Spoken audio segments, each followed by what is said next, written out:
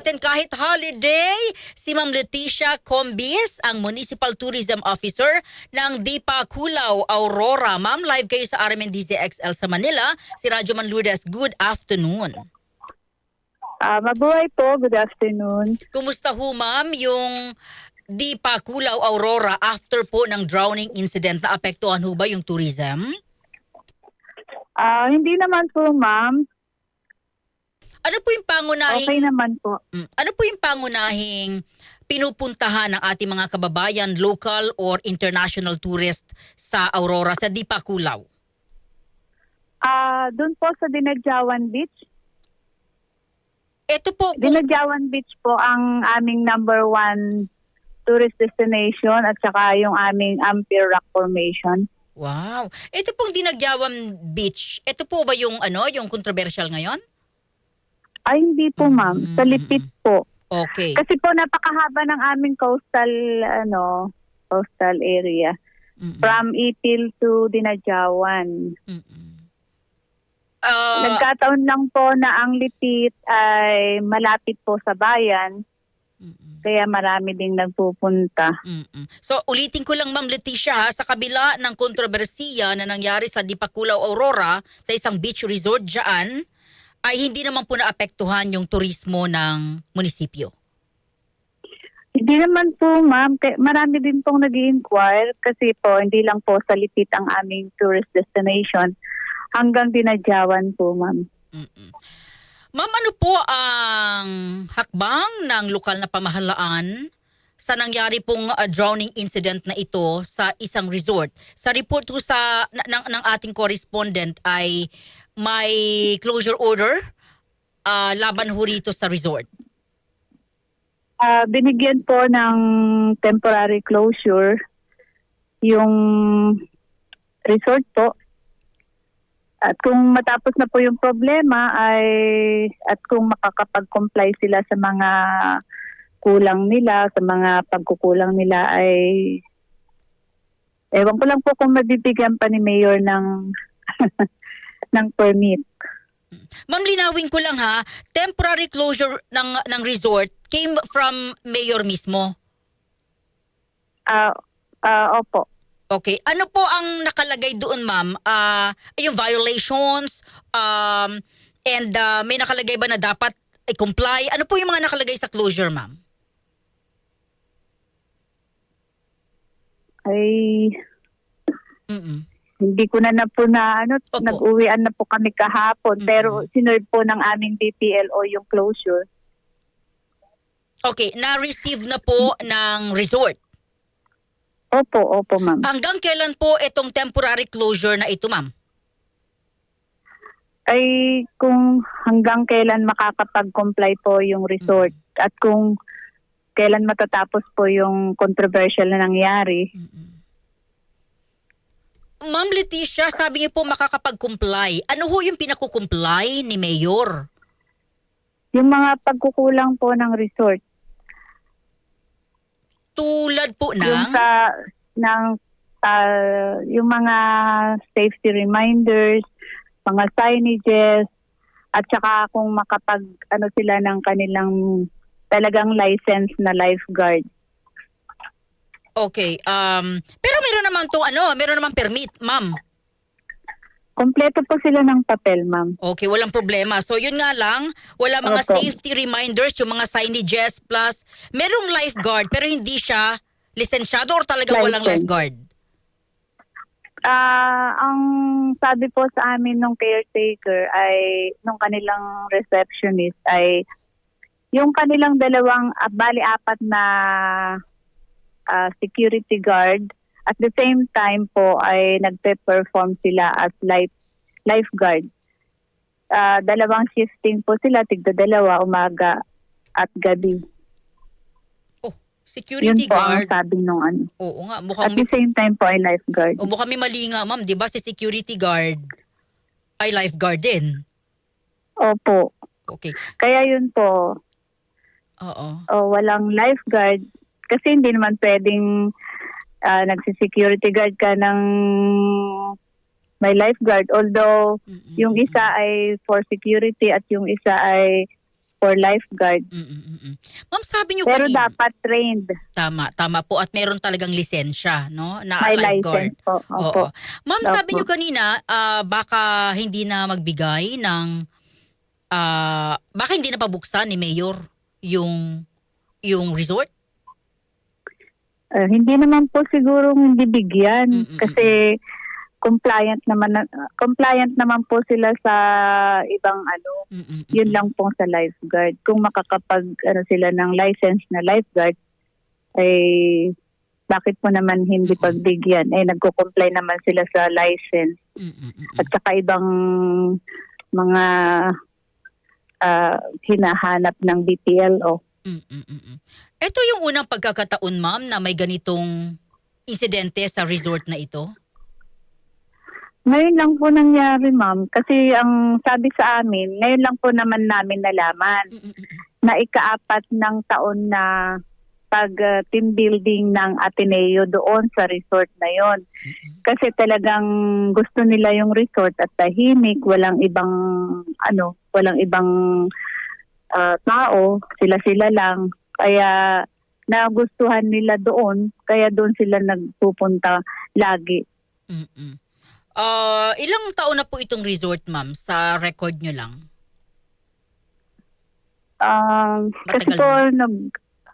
medyo matagal na po, mga 9 years o 10 years. Ito ay talagang puntahan din ng mga turista at ng mga lokal? Opo.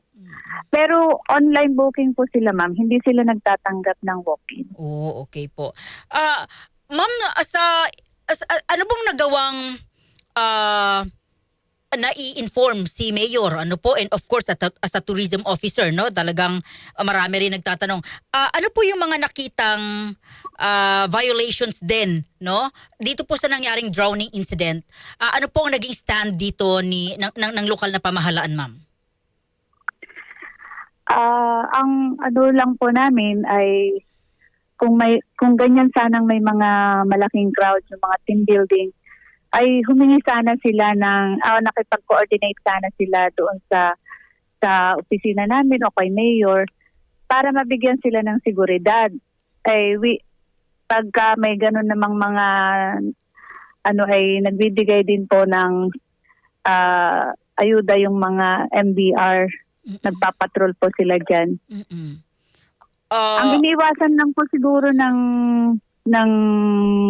Ateneo ay yung hindi sila madumog dahil sikat daw yung ngayon. Pero ngayon lang namin na-meet, narinig yung pangalan ni Rene Flirt at saka yung basketball.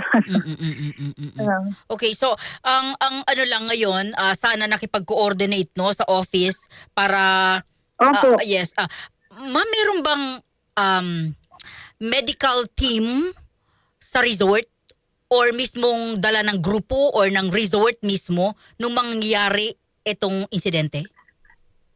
Ay, ma'am, wala naman pong nakalagay na may medical team silang kasama.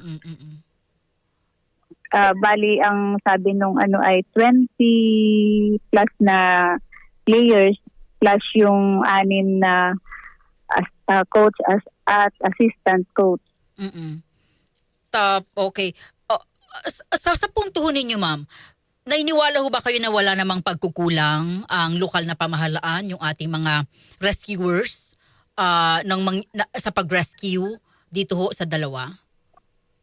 Wala naman, ma'am. Doon sa assessment po namin, tsaka yung through interview, at saka nakita naman namin sa drone na sinagawa ng MDR namin. Kasi habang sila ay naka-drone po sila, kaya nalaman namin doon sa drone na hindi naman sila nagpabaya. At saka nung tumawag po sila sa MDR, ay ang natanggap na ng MDR ay isa lang ang nalulunod. Oo. Yung maitim. Oo. Kaya ang una nilang nakuha ay si Rene, kaya nagtaka sila kung bakit hindi naman maitim. Kaya nung may nagsabi daw na may isa pa, yung yung Nigerian. Oh, okay. Pero ilang minuto lang naman nakuha din nila yung Nigerian. Oo. Ma'am, sa tingin niyo ho ba may okay, sinabi na nga na may pagkukulang sa resort, no? Syempre napupulaanan din yung lokal na pamahalaan. Bakit ganun? Bakit ganun? Ba't ang tagal? Pero sa tingin niyo ho, ma'am, may mga lapses talaga sa grupo nito Kasi mga team ma'am, builders? Opo.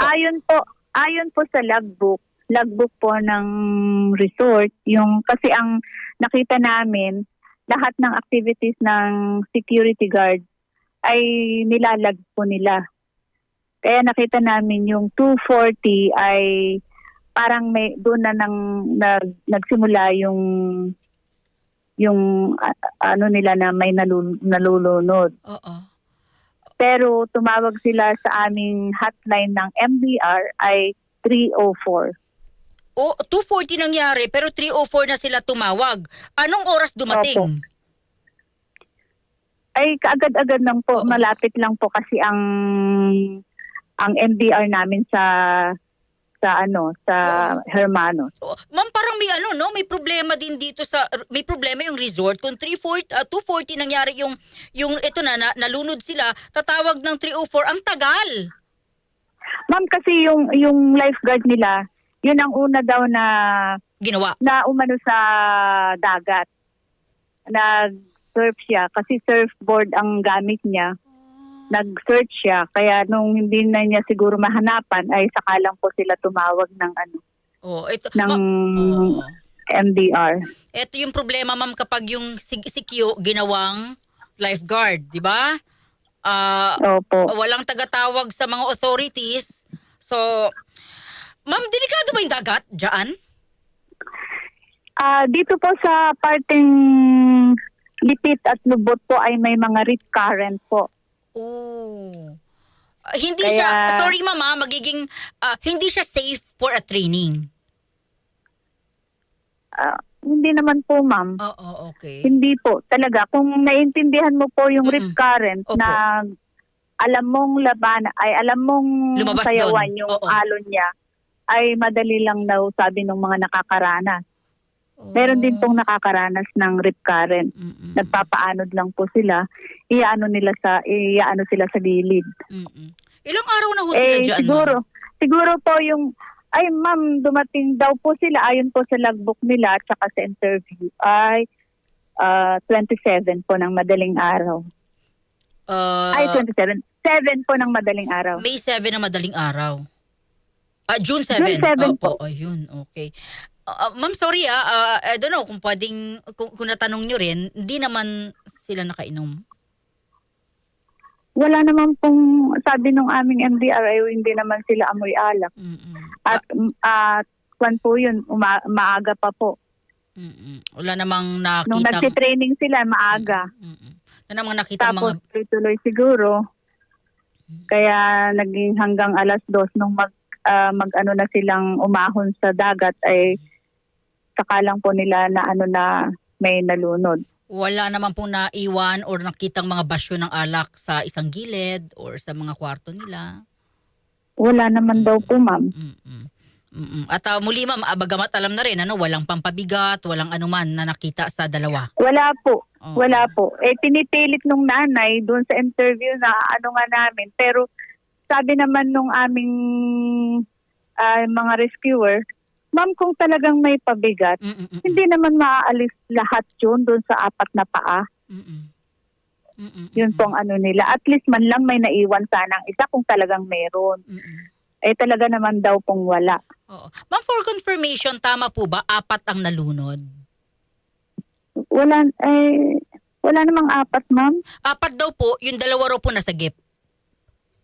Ay hindi naman po sinabi sa amin. Basta ang ng MDR namin ay 2.